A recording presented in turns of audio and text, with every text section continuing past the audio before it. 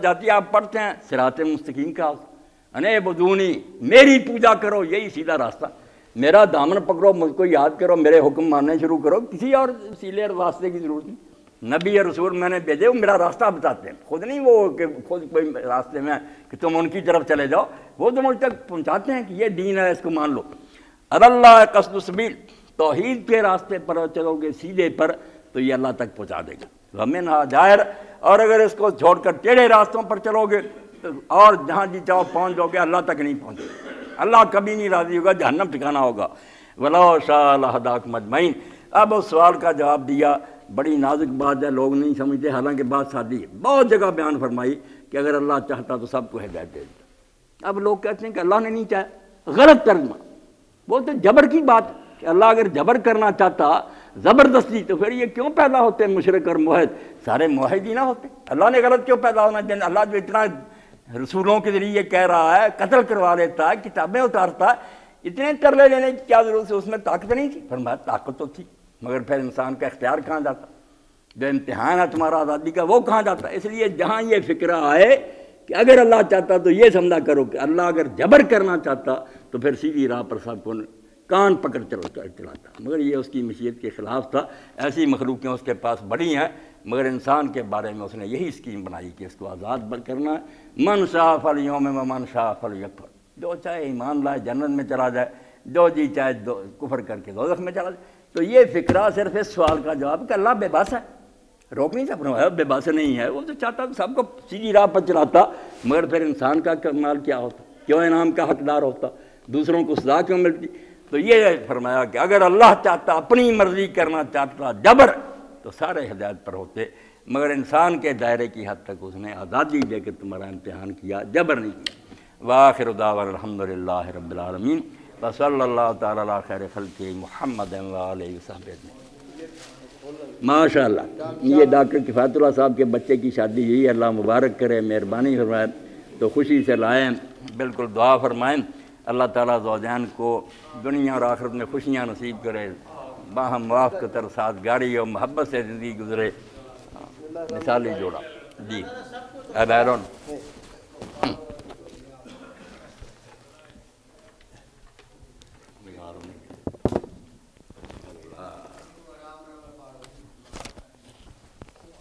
یہ 15 روزہ نشور جو آپ کو بھی نومبر کا دیا ہے، اس میں یہ لکھا ہوا ہے مہاجرین و متاثرین کشمیر کے لیے قربانی میں حصہ لیجئے۔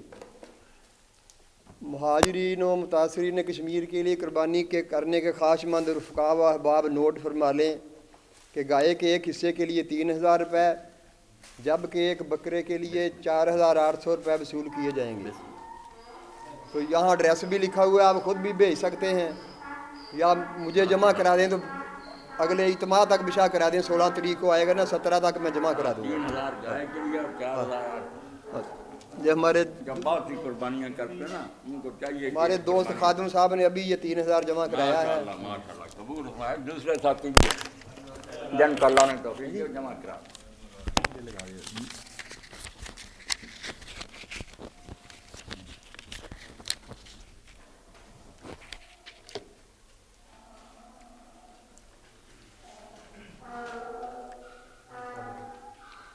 جی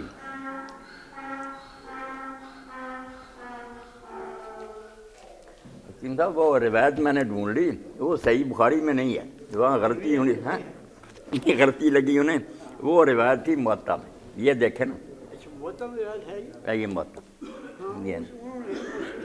نہیں، ان سے غلطی ہوئی، یہ دیکھ لینا، روایت ہوئی ہے، اور گھر بھی ڈھونڈ لیا میں، گھر اور تھا، گھر وہ صدیق اکبر رضی کا ہی تھا، بعد میں ان کی وفات کے نا، وہی جس کے خوخے کا حضور نے کہا نا کہ سب بند کر دو سوائے ابو بکر کے خوخہ کے۔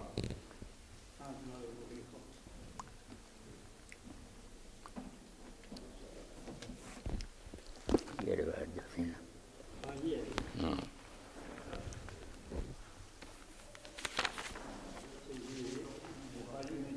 نہیں محتم خوخے پر جو اعتراض ابن حبان نے کیا نا کہ یہ حدیث تو صحیح نہیں، کیونکہ ابو بکر کا مکان تو جہاں سسرال والا وہ سنا میں تھا، تو اس کا پھر انہوں نے جواب دیا نا کہ اخبار مدینہ دیکھیں، یہ بھی آپ دیکھیں نا، 7ویں جلد فتح الباری، انہوں نے کہا حضور کا وہاں ساتھ ہی بعد میں حضرت عائشہ رضی نے بھیج دیا تھا، وہ پھر حضرت حفصہ نے لے لیا، مسجد میں پھر اضافہ کیا تھا۔ یہ معطا کی ہے، یہ ہے فتح الباری، یہ مکان نشان میرا آگے ہی لگا، وہ گھر جو آپ کا نا وہ نہیں، یہ دوسرا گھر تھا، حضرت ابوبکر رضی اللہ کا تھا، پہلے کا نشان تھا۔ میں نے کہا یار ڈھونڈنا چاہیے۔ ہاں آ جائیں نواز صاحب، خیریت ہے؟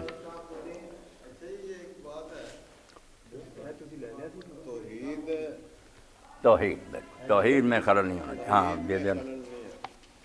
لیکن پورے عالم اسلام میں ہمیں کوئی ایسا ملک نظر نہیں آتا نہیں جس میں اللہ تعالیٰ کی توحید کا وہ پہلو کہ اطاعت بھی اللہ کی، الہیہ ہو، حکومت الہیہ ہو، حکومت الہیہ، اس میں کوئی نہیں ہے ہمیں نظر آتا۔ بالکل۔ اور اسی کو اللہ تعالیٰ نے کہا کہ یہ ظالم لوگ ہیں، فاسق لوگ ہیں، کافر لوگ ہیں۔ کافر ان کے متعلق اب کیا آپ کی رائے؟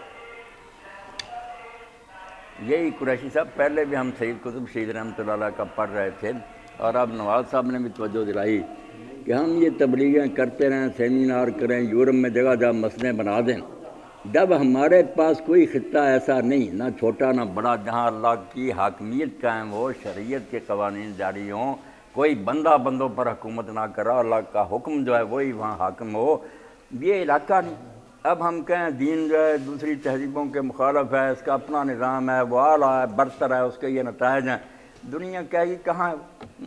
یہی بات مولانا عبید اللہ سندھی رحمۃ اللہ علیہ جب واپس لوٹے تھے ساری دنیا میں چکر لگا کر، تو پھر علماء کی مجلس میں انہوں نے بیان کیا، روتے تھے کہ روسی انقلاب آیا سوشلسٹوں کا، تو میں ملا وہاں، تو لینن اور اسٹالن سے میں نے بات کی کہ آپ نے اتنا خون خرابہ کیا، نتیجہ کچھ بھی نہیں، امیر غریب کا وہی جھگڑا ہے، تو اسلام کا یہ معاشی نظام ہے، یہ برکتیں ہیں۔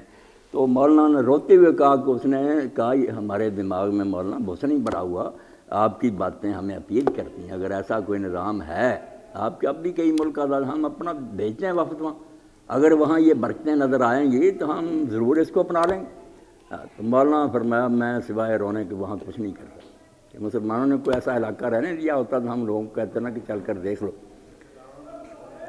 اب چغتائی صاحب یہ غیر مسلم جو کہتے ہیں محمد at Mecca, Muhammad at Medina, اسی لیے تقدا حل نہیں ہوتا کہ وہاں آپ نے نبوت کی معجزے دکھائے، وہ کہتے ہیں وہاں پیغمبر تھے، آپ ناکام رہے، 200-300 آدمی، یہاں آپ سیاستدان بن گئے، حکومت ہاتھ میں لے لی، لشکر لے لیے، اسلام پھیل گیا۔ بات نہیں سمجھتے کہ لشکر تو جو ہے نا آپ کی تبلیغ سے ہی تیار ہوئے، ورنہ کہاں سے آگے تلواریں چلانے والے بھی اگر آپ کی بات میں، مگر وہ ہوا یہ کہ مدینہ مکہ میں صرف ایک تھیوری تھی، آپ کچھ خیالات پیش کرتے تھے، سمجھدار لوگوں کی سمجھ میں آتا تھا، ورنہ لوگ کہتے تھے کس طرح یہ حکمران جاتے رہیں گے، جاگیردار جاتے رہیں گے، کیا ہے نظام جس میں برکت ہوگی۔ جب مدینہ میں وہ عملاً قائم ہو گیا، جو آیا اس نے دیکھا کہ عدالتیں ایسے فیصلے کر رہی ہیں، بازار میں ایسی دیانتداری ہے، گاہک ہے، ہاں، تو سچ کو آنکھوں سے دیکھ لیا نا، تو فوج در فوج اسلام میں آ گئے۔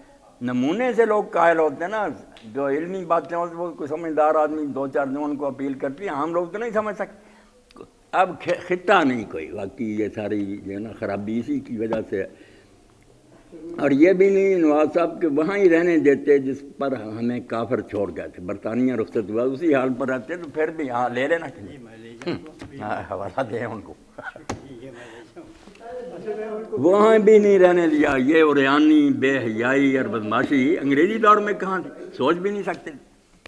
تکلیف یہ ہوئی ہے دراصل کہ جو مسلمانوں کے پاس ان کی یہ سارا مصر سے لے کر آگے چلاؤ، یہ سارا علاقہ عیسائیوں کے پاس تھا، کثر روم کے ماتحت تھا، یہ سارا علاقہ جو ہے شام کا علاقہ کچھ ایرانیوں کے پاس تھا، اور زیادہ تر علاقہ یہ رومیوں کا تھا، یہ مسلمانوں کا تھا۔ تکلیف یہ ہے کہ یہ اسلام سارے انہوں کی زبان بھی بدل گئی، اس کی بجائے عربی زبان ہو گئی، اور ان کا مذہب بھی بدل گیا، یہ انہیں تکلیف ہے جس کی وجہ سے یہ ساری باتیں۔ کسی کے پاس گاڑی تھی تو حکیم صاحب کو پہنچا دیتے، اچھا بات وہ بھی دعا کرتے ہیں۔ جو ریاض صاحب نے بات کہی تھی نا، کیا آپ نے کہی تھی وہ غامدی صاحب میں خوف خدا ہوتا تو اس وقت کے یہود و نصارہ کو جو دشمنی تھی آپ سے وہ بناب ختم ہو گئی، وہ جھگڑا تو دین کا ہی تھا۔ اللہ کہتا آپ ان کے قبلہ کی پیروی نہیں کر سکتے، یہ آپ کی نہیں کر سکتے، جب تک آپ اپنا دین چھوڑ کر ان کے پیروں نہیں راضی نہیں ہو سکتے، وہ فساد کی جڑ تو قائم ہی قائم، کس طرح مسلمانوں کی ان کی صلح ہو سکتی؟ اس وقت کے یہودی عیسائی جو تھے وہ زیادہ بیوقوف تھے، وہ بھی دین کی وجہ سے دشمن تھے۔ یہ جنگ نہیں ختم ہو سکتی، غامدی تو بے دین ہے کہ نہیں وہ یہودی عیسائی اور تھے، وہ یہودی عیسائی شاید ان سے کوئی شریف ہی ہو، یہ ان سے برے ہیں، انہوں نے تو طاقت سے ہمارے ملکوں میں قبضہ کر لیا، لاکھوں آدمی ایک لمحے میں مار دیتے ہیں۔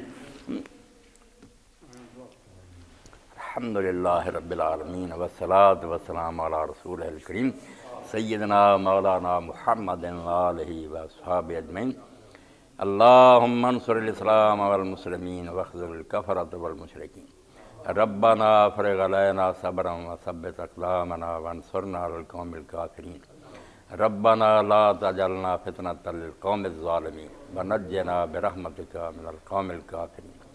اللہم استر عوراتنا وآمن رواتنا۔ اللہم انا نجعلک فی نحورہم ونعوذ بک من شرورہم۔ اللہم منزل الکتاب مجری السحاب سریع الحساب حازم الاحزاب اہزم الاحزاب۔ اللہم اہزمہم وزلزلہم وصلی اللہ تعالی علی خیر خلقہ محمد وآلہ وصحبہ اجمعین۔ آمین یا رب۔